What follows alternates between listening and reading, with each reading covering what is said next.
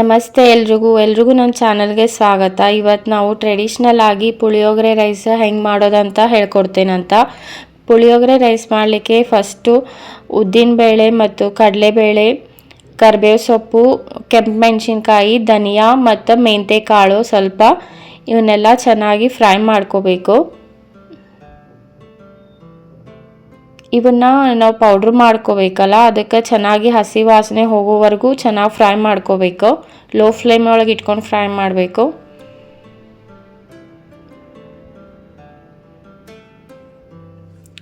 Puliyogare rice ಇವಾಗ ನವರಾತ್ರಿಗೆ ದೇವಿಗೆ ನೈವೇದ್ಯ ಮಾಡ್ತಾರೆ.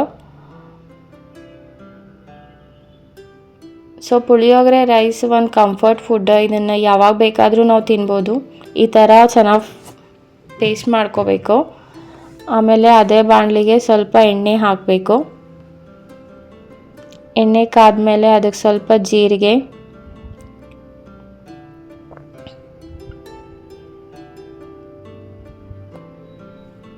ಸಾಸಿವೆ, ಒಂದು ಹಾಫ್ ಸ್ಪೂನ್ ಕಡಲೆ ಬೇಳೆ ಮತ್ತು ಉದ್ದಿನಬೇಳೆ ಕೂಡ ಹಾಕಬೇಕು.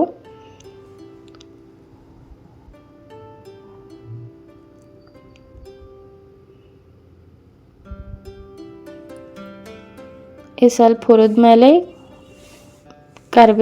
ಕರಿಬೇವು ಮತ್ತು ಶೇಂಗಾ ಹಾಕಿ ಚೆನ್ನಾಗಿ ಫ್ರೈ ಮಾಡ್ಕೋಬೇಕು.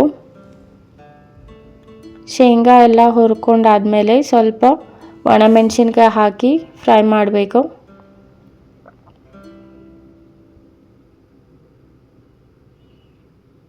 ಟೆಂಪಲ್ನ ಪ್ರಸಾದ ಅಂಥೇಳಿ ಪುಳಿಯೋಗರೆ ಕೊಡ್ತಾರಲ್ಲ, ಅದೆಷ್ಟು ಟೇಸ್ಟಿ ಆಗಿರುತ್ತಲ್ಲ. ಸೊ ಸ್ವಲ್ಪ ಕೊಡ್ತಾರೆ, ಇನ್ನೂ ಸ್ವಲ್ಪ ತಿನ್ಬೇಕು ಅನ್ನಿಸ್ತೈತಿ. ಆಮೇಲೆ ಸ್ವಲ್ಪ ಗೋಡಂಬಿ ಹಾಕೇನಿ. ಇವೆಲ್ಲ ಫ್ರೈ ಆದಮೇಲೆ ನಾವು ಮೊದಲಿಗೆ ರೈಸ್ ಮಾಡಿ ಇಟ್ಕೊಂಡಿರ್ತೀವಲ್ಲ ಅದ್ರೊಳಗೆ ಹಾಕಬೇಕು. ಇವಾಗಲೇ ಕಲಿಸ್ಬಾರ್ದು.